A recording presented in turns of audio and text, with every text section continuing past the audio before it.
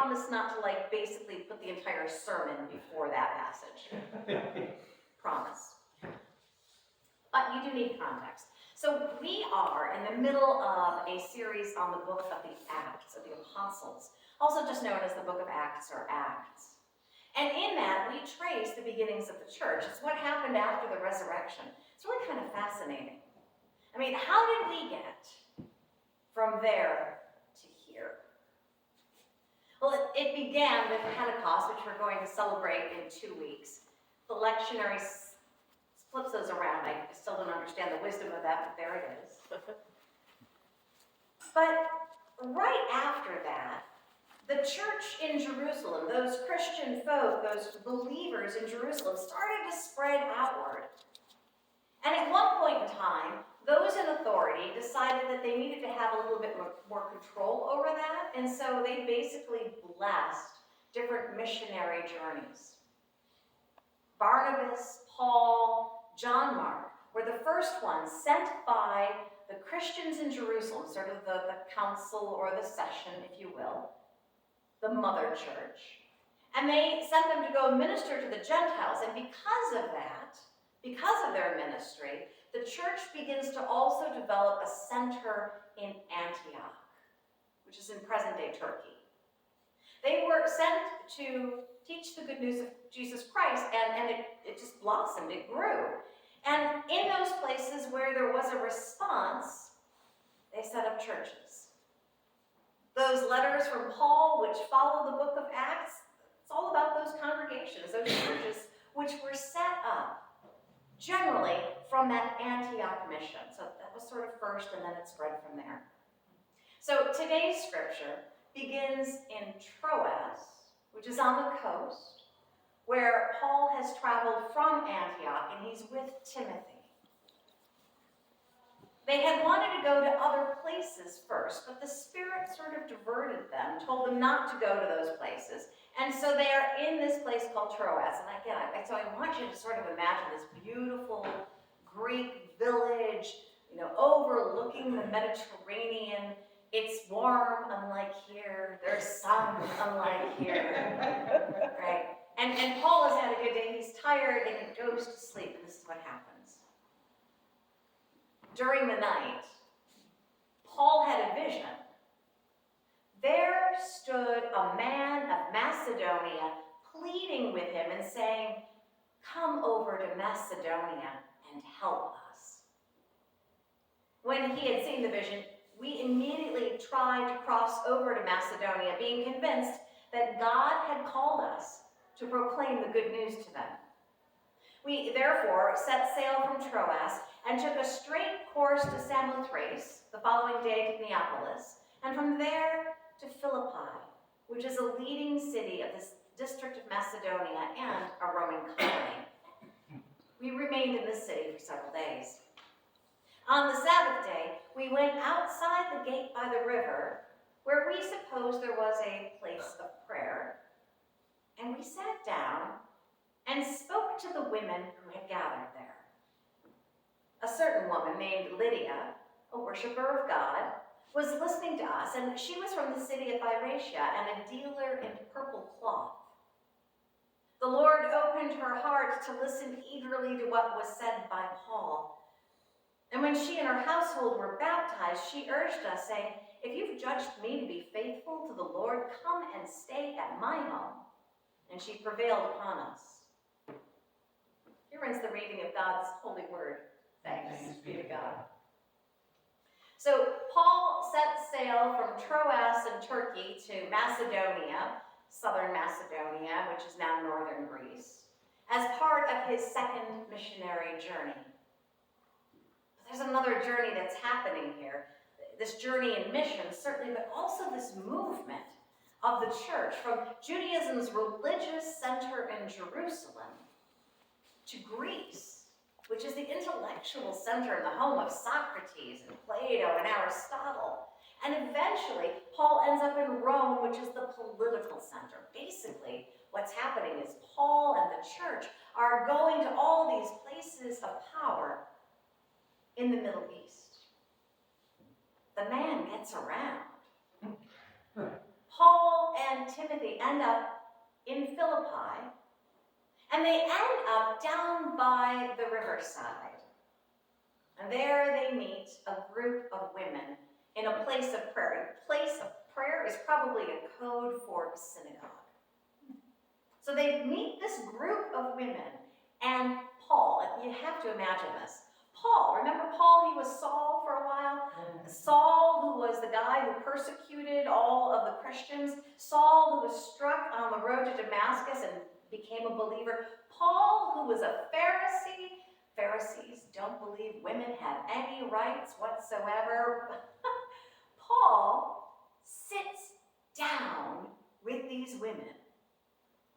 Sits down with them and teaches them. When you sat down in the synagogue, you were in the rabbi's seat. You were about to talk, to teach. He is sitting down amongst these women. My goodness, Paul has changed. His journey is absolutely not just physical. And during all of that, Lydia is moved, and he becomes her first convert in that place. She opens her heart and her home to them, and the whole household ends up being baptized. That's probably where that church was established. And it's certainly where the gospel continued to spread. Lydia, as an aside, was an amazing woman. She probably was wealthy. She marketed purple dye, which actually comes from seashells. It's a critter. And I think it's not actually the shells. I think it's the critter inside the shells that makes the dye. And everything I read suggests it's one of the smelliest things you can do. If you are using your passport, you'll notice that the symbol, the stamp today is a shell. It's actually the shell of the animal that's used to create purple dye. Because again, geek. Anyway, so Lydia is this amazing woman. And Paul has spoken the word to her, and she has believed, and her household believes with her. As an aside, Philippi, that letter to the Philippians, Philippi was perhaps the most beloved of all Paul's churches. His other letters to the church in Corinth and Rome, etc., have some beautiful language in them, but he's also a bit cantankerous in some of those letters. The Philippians letter, however, is sometimes called the joyful epistle. So something happened between Paul and those women and Lydia and the Spirit and all of that, which just set up a beautiful beginning to a church which we know he loved. And all of this happens because Paul has a vision. Paul has a vision in the middle of a night in which a Macedonian man calls to him and says, "Come here and help me." It would be easier if he said, "Find my duck." It would be easier if he said, you need to go back to Rome. It'd be easy. So many other things would have been easier, but the Macedonian man called, and Paul responded. It begs the question, church, who is our Macedonian? Who is calling us? Who needs our help? Frederick Buechner, the Presbyterian pastor, theologian, and incredible writer, said, "The place that God calls you to is the place where your deep gladness and the world's hunger meet." Let me repeat that. The place God calls you to is the place where your deep gladness and the world's deep hunger meet. Our calling, whatever our calling is, as individuals, as a church, our calling is almost always about others, about caring for others, about the world's deep hunger. And when we do it right, when we respond in the right way, we find ourselves filled with joy and gladness and find that somehow our response has met our hunger as well. Paul and Timothy respond to the Macedonian by traveling to Philippi and finding this group of women who are hungry for the gospel. And I ask again, church, who is our Macedonian? It's often a question churches don't ask until they are desperate, until they're the one in need. And sometimes that is too late. When I was called to serve the church in the National Capital Presbytery, I went to work as somebody who focused on helping churches with mission, but also helping churches in developing their ministry. And we did all sorts of wild and crazy things. My job was a lot like throwing spaghetti on the wall, and sometimes things stuck and sometimes they didn't. But there was a church that was already doing that work, already trying to figure out who the Macedonian was, trying to figure out where the hunger was before I even arrived on the scene. It's the Arlington Church. Arlington has 7 churches. This is the Arlington Church. And what was amazing was that this church and the presbytery weren't exactly on the best of terms. They didn't see eye to eye, and it was all about money, because it's always about money. And what the church wanted to do is the church was actually at that point in time looking at selling their building, but they wanted to hold on to the money because they still wanted to be a church. And the presbytery was having none of that. And so one of my very first things that I had to do was go in representing the presbytery in this conversation. So I arrive on the scene, I go into this sweet little library in this other church, and I'm sitting and I'm talking with these people, and I'm trying to be the good presbyter, and I'm trying to please my boss, trying to listen to them as well. And thank God the Spirit intercedes sometimes. For this woman who I was meeting with, her name is Susan Etherton. And I noticed on Facebook, of all places, that we had a friend in common. Those of you who do Facebook, has that ever happened to you? It's the weirdest thing, right? And so what happens is that I'm looking, and I'm like, well, how does Sue know Meg? And so right before we're about to depart, I look at Sue, and I said, listen, totally not related, but how do you know Meg Myers? And Sue said, I went to high school with Meg. And I said, no way. I went to high school with Meg. She's like, you gotta be crazy. I said, no, I grew up in Kenmore. We found out it was her sister that was in my class, her sister Jill. But all of a sudden, it was as if things just, all the walls shattered. Because I knew her, because I knew where she was from. We worked at the same restaurant as waitstaff for about a year and a half. It was just amazing. And at the end of that, she looked at me and she says, I'm feeling better about all of this. I said, I am too. What ended up happening was they did sell their building. Let me tell you how they got there. Again, a lot of this happened before me. They realized that their church was getting smaller and smaller, and their building was huge. It was on Columbia Pike, a massive, massive road in Arlington. And they wanted to be faithful. And so what they did is they went and they talked to the neighborhood around them to find out, would the neighborhood miss the church? And the response was basically, what church? Not what you want to hear.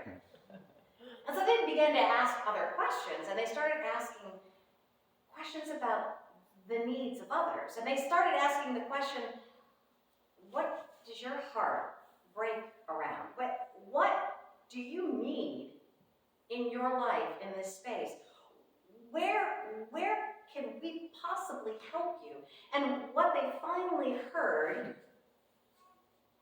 was they needed housing, affordable housing.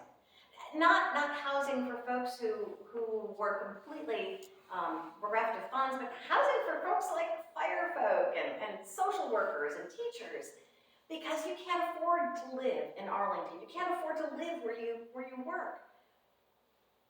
And they came back around and they sat and they had this conversation about housing, and they said, well, that's not the answer we want. And so they went out and asked it again. 3 times they asked the question.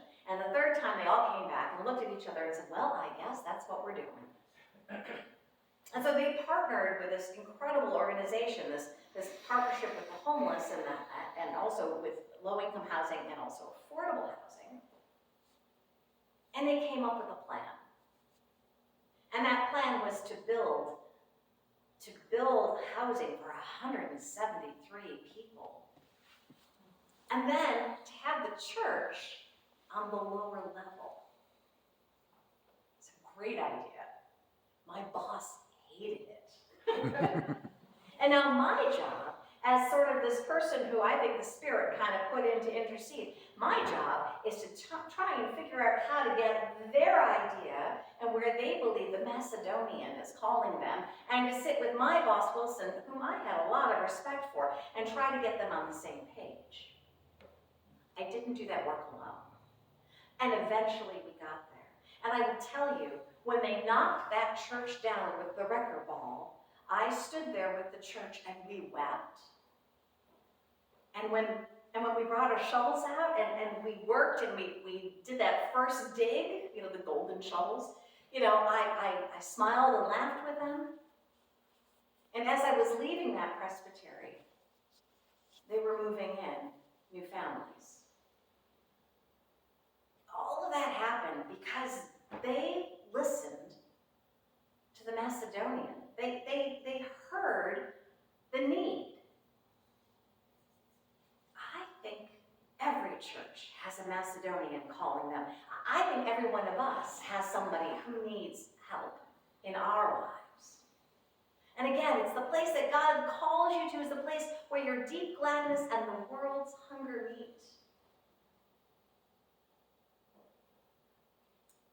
I was at the final celebration before they went into their new building. And I sat with Sue Etherton's husband, and I said to him, he was on session, I said, "So, John, what do you think? Is it well with your soul?" And he said to me, "This experiment may not work. We may not survive. But I know there's 173 families that now have a place to live. And I'm okay with that." The rest of the story is they're thriving. COVID soon hit. And they found out that they could form community with the folks above them. That whole dream idea that 173 new families would be a part of the church, that never happened. But there were others from the community that came to be a part of that church because of what they did, because of who they decided they were going to be, because of the call that they answered. Now, I know that this church has partnered in mission with many organizations and people from Habitat for Humanity to the Brady Faith Center. And I know you continue to support the Southwest Community Center with food donations or their food bank. And I know you've sent money and gift cards and gifts to organizations that work with the homeless and those who suffered from domestic violence. I know you've helped sponsor young folk to do work camps, be it through summer servants or other agencies. I know this church has heard the cry of those in need. Thank you. And I'm not going to go on and say, but. I'm just going to say thank you. As you know, the world outside these walls has changed significantly over the last few months, and that is not a political opinion, it is a fact. And I'm not going to debate from this pulpit whether it is good or bad, but if you know me, you know I do have an opinion on this. That said, our work as a church is to answer the call of a changing community. What does that look like? I have no idea. I know that you've had some good people working on figuring out how to better use this building in terms of where God might be calling this space to be used. And it doesn't include, by the way, a wrecking ball and affordable housing, right? It includes opening up our doors so that other agencies might use it, other people might use it. I know you've done that work. But part of my work as your bridge pastor is to help us move into the next stage. I have spent 4 months amongst you. I know, it seems a lot longer than that, doesn't it? I'm so sorry. I've spent 4 months among you, learning how you work and what makes you tick. And I'm going to spend a few more months just sort of stabilizing, doing some foundational work. But come September, we are going to come back to the story of Paul's vision and the Macedonian man to rediscover where this church might be sent. Because the world at this point has such deep need. And church, we are so capable of great joy. Using this building is great stewardship. But where does God call to use us as a people? That's the next question. Who is our Macedonia? We're going to figure that out together. That said, that's all church stuff, right? And yet, we're all individuals. Many of us are still trying to figure out who we're going to be when we grow up. We may have pushed the question aside because we were dating somebody or raising kids or taking care of our elderly parents or becoming elderly ourselves. We may have pushed that whole question aside, but the question remains for us as individuals as well. What is our mission in life? Who is our Macedonian? Who needs our help? And where do our gifts and our deep gladness meet their needs? My hope is as we make this move as a church, as we try to sort out where God may be calling us to go next, we might also make that trip as individuals. We may find where God is calling us to go so that we might be a blessing and be blessed in return. So this sermon ends up being half lecture, half hope for the future, but mostly prayer. Will you join me in prayer?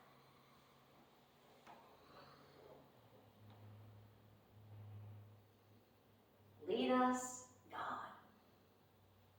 Guide our feet. Give us visions. Help us see. Send us into the world in mission, O God. Helping those in need, for that is a huge part of who we are and our call. We've been made to praise you and to serve you and others. Help us to fulfill our call as church and as your people.